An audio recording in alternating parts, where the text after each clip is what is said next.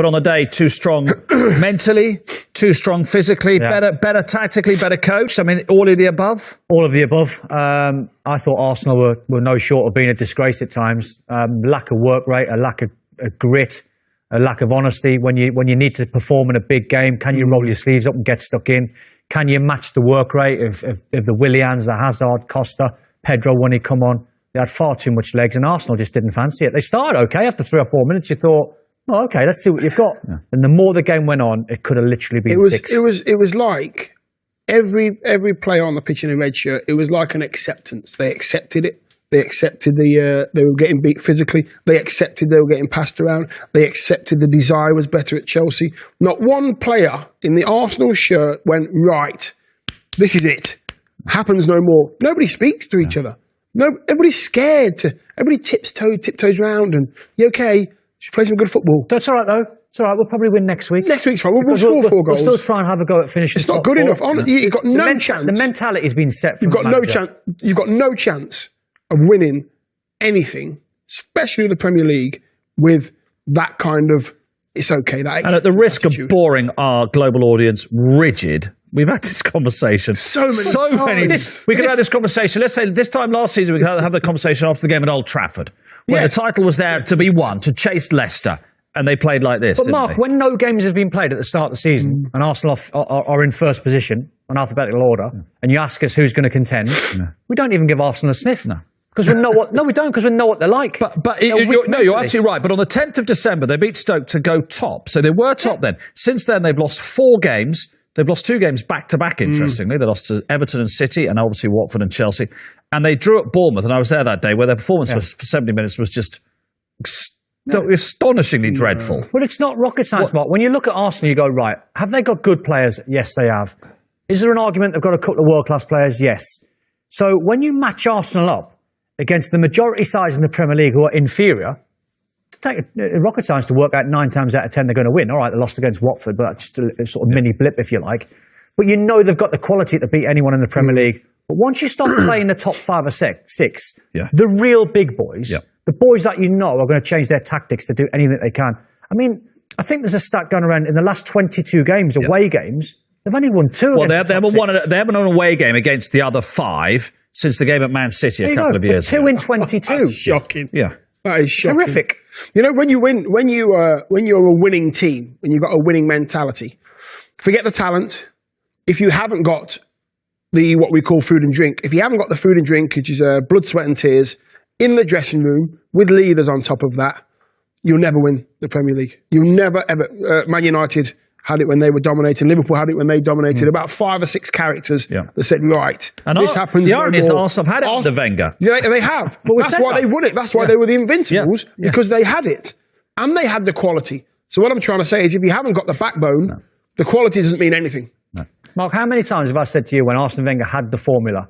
I've been saying this for about 5 years. When he had the formula with the Invincibles to win the league, he decided to rip it up, chuck it in the bin, and try and get diminutive players that'll play more attractive football. And Jose come around, he went, well, I'll have a little bit of that. Exactly. Went straight to Chelsea, took the formula, got big, strong players, aggressive players like Drogba and Lampard, who's an absolute genius getting his goals, and all the other superstars they had, because that's what wins your Premier League. Sometimes you just got to dig in. Every year, Don. Every year it happens. And I've said it. And sometimes you go away from work and you question yourself, was I right saying that? And I said last year, in my opinion, Arsene Wenger has lost the appetite to win the Premier League.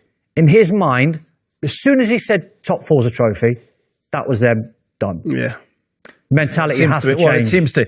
That it feels like that's the mentality of Arsenal now, isn't it? But look, let's have a look at the goals then, because Arsene Wenger said, I mean, in a way, you can understand why he said it's a foul, because it does look like a foul in many ways, doesn't it? We'll talk about it with Chris Foy in detail later.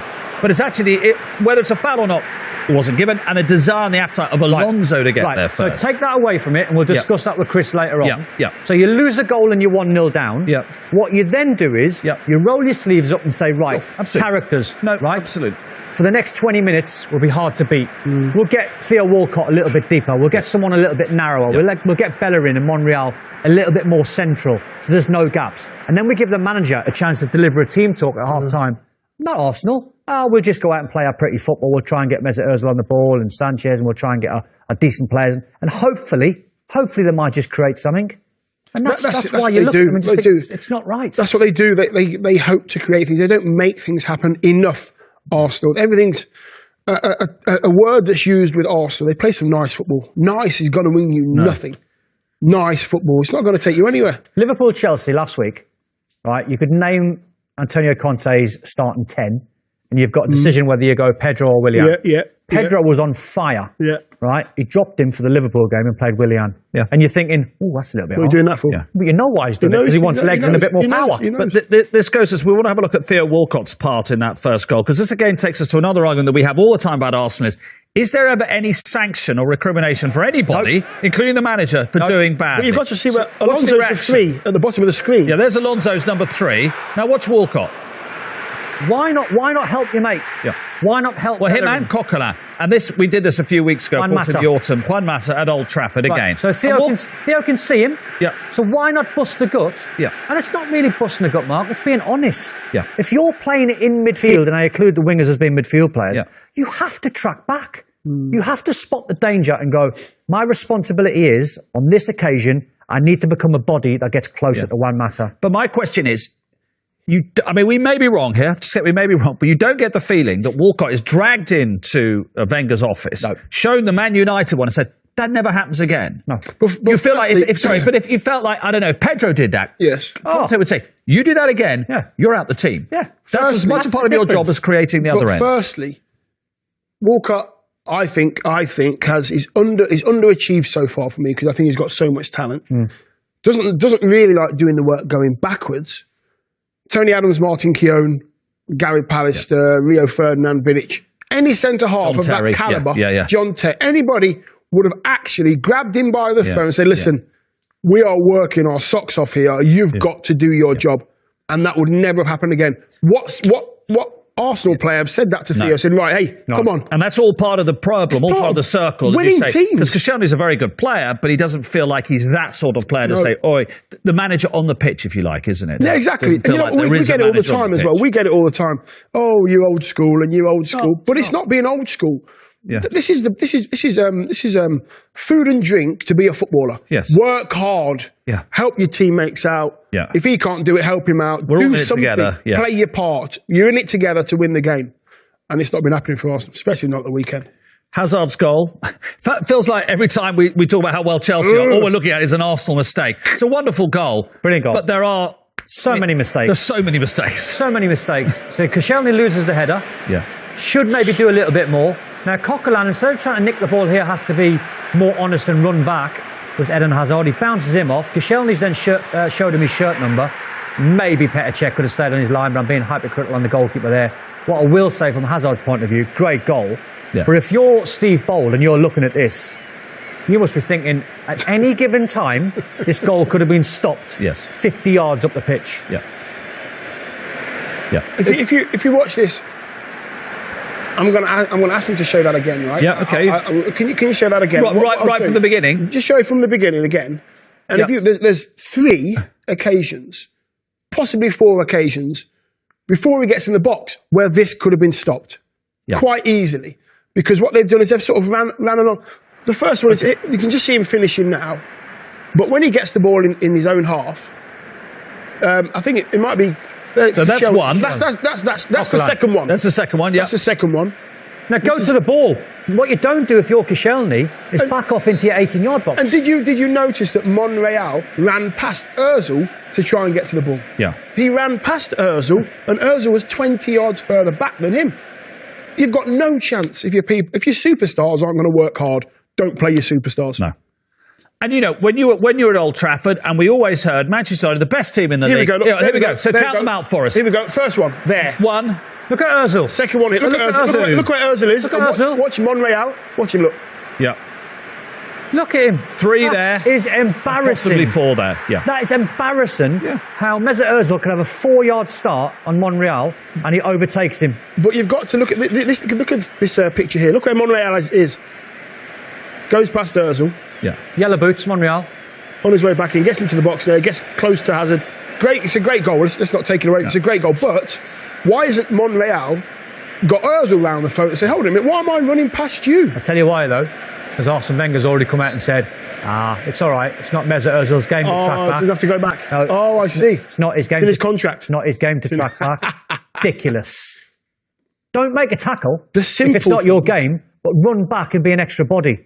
Because it's another body that Hazard has to take on. Well, you have to ask a deeper question. If it's not your game, this is English football, this is a physical game, is it your league? Right, but then... Is it your league? But then if you're the manager, if you know this, because we all know this, and everyone around the world knows it, don't play him in a game like this, because that was my point before about Pedro and Willian. Yeah. Take him out the side. The other thing you were talking about was Coquelin there. Look, we love watching skill, and it's a great goal. But Matic, in the same situation, takes a yellow card for the team, doesn't he? Yeah, people around the world won't like it, and they'll go, you're picking bones here, Don. It's not. You're giving a foul away because you're stopping the momentum of Danny Welbeck, and you're getting your whole team back into shape so you can reset and go again, rather than Danny Welbeck running away and potentially getting a shot away on target. It's seeing what it is. Clever. It's seeing the danger. It's knowing that your team aren't set ready for this attack against you. So you just give him a little nudge. You don't hurt him. You don't do anything dirty. Yeah. Pull his shirt if you have to. Yeah. Pull his shirt. Push him out of play. Do something, and then the attack's over. Yeah. That's what he's done. That's what Jose meant when he meant dark arts.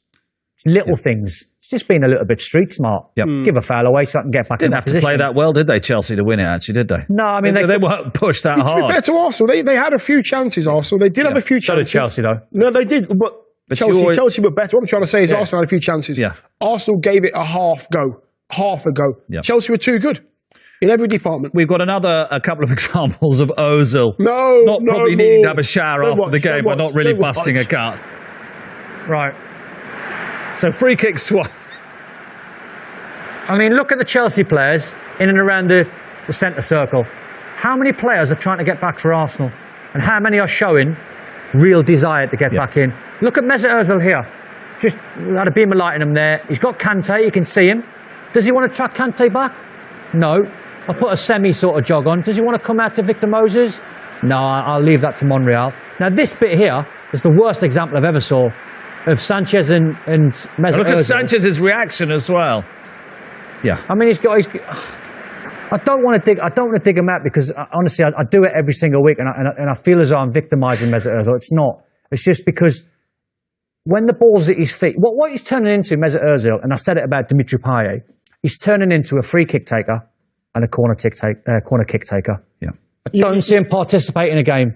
As good as he might have the odd flash, he might get the assist when he puts a cross in, someone scores. But how does he affect a football match? As good as a player is, if you're not willing to work as hard as everybody else, you become a liability. Then you become a weak link. And then teams know that you're a weak link, so they throw the ball to the player next to you because you're not going to track because you're not going to track them back. So effectively, out of possession, Arsenal are playing with 10 men. Yeah. Let's compare him with Kante, who is absolutely the reverse. Because Kante hasn't got Ozil's skill, but why? He's got the desire and the work rate, hasn't he? Mark, he's made more interceptions in the last 3 years than anyone in the Premier League. And he's only been here a year and a half. Yeah. That's what he wanted. That's what he wanted up his sleeve. He's an absolute rock. Yeah. He was against Liverpool. He's clever. I mean, listen, he had so much room to operate in. But this is the other one where Wenger leaves people perplexed because he said, we couldn't afford him because Chelsea presumably paid too much money. No, okay. Let's just give him that one. But what about the season before? That's what I was going to say when he was at Cannes. Yeah. And they paid £5.5 million for him. So that doesn't make any sense at all, does it? Rubbish. That doesn't make any sense. Lost track of how many managers say, I tried to sign this particular player. Rubbish.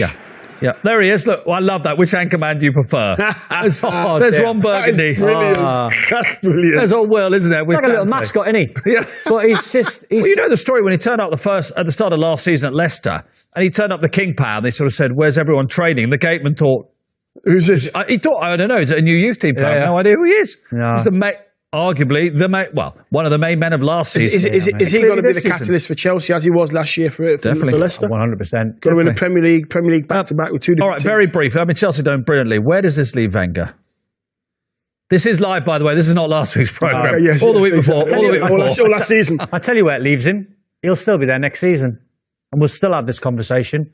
Because I'll ask you a question. If Antonio Conte or Simeone, and you might mention another, 3 or 4 managers around, Unai Emery at PSG, would they do a better job than Arsene Wenger at Arsenal? And unfortunately, the answer is yes. I think. He's been brilliant. No, he has. He's been brilliant. But I don't know if he's got the stomach for the fight anymore. I think Mr. Wenger's got everything everything you need to have as a manager, but I just don't think he's got that aggression. Is he going to really hold people accountable for not running back and not jumping in the wall and not taking it in the face to save a 1-0 win? Has he got that? I don't think he has. When he had the players in his squad that would do it for him, that's when he was successful. But now he hasn't. See how Jurgen Klopp speaks? That's a whole new debate. But if Arsene Wenger comes out after that game, instead of being nicey-nicey, and he turns around and says, that was an utter shambles, some of these players will not be at my football club next season. Now you go, hang on. Yeah, but now we go, hang on. Yeah. It's not. It's just same old, same old. Okay, let's go to the Sunday afternoon game. Leicester City, the champions, in real trouble now after being hammered by